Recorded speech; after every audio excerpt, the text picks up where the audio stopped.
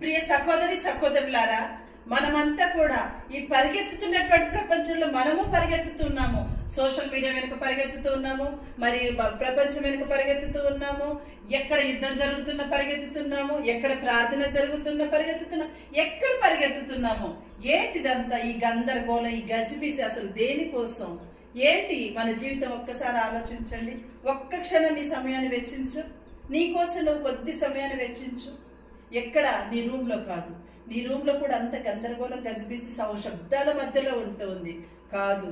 దేవుని మందిరంలోకి వెళ్ళి ఒంటరిగా కొద్ది సమయాన్ని నీ సోషల్ మీడియాని, నీ పరిగెత్తేటువంటి యుద్ధాలని, నీ ప్రపంచాన్ని పక్కన పెట్టేసి కొద్ది సమయాన్ని దేవుని కోసం వెచ్చించు.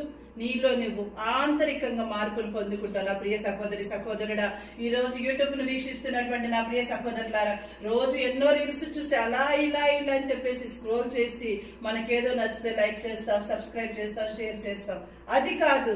ముందు నీ జీవితాన్ని ప్రభువు నీ జీవితాన్ని లైక్ చేయాలి, ప్రభు నీ జీవితాన్ని షేర్ చేయాలి, ప్రభు నీ జీవితాన్ని సబ్స్క్రైబ్ చేయాలనుకొని ప్రభు ముందు నీ సమయాన్ని గడుపు. నా ప్రియ సహోదరి సహోదరుడా, ఈ రోజు నీకు చివరి దినం కావచ్చు.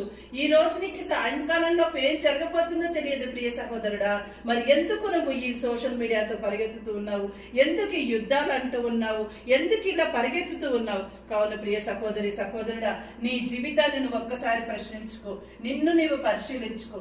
దేవుని సన్నిధిలో తపస్సు కాలంలో ఉన్నటువంటి మనం ఇంక కొద్ది రోజుల్లో మనం మరి పాస్కాయుత కాలంలో ప్రవేశించబోతూ ఉన్నాము, మరి పరిశుద్ధ వారంలో ప్రవేశించబోతున్నాం. నిన్ను నీవు పరిశీలించుకొని నీ ఆత్మను దేవుని ముందు ఉంచి నువ్వు దేవునితో మాట్లాడు, దేవుడు నీతో మాట్లాడతారు. మనకంతా కూడా ప్రశాంతమైనటువంటి వాతావరణం కనిపిస్తుంది, మన హృదయంలో మార్పు వస్తూ ఉంది.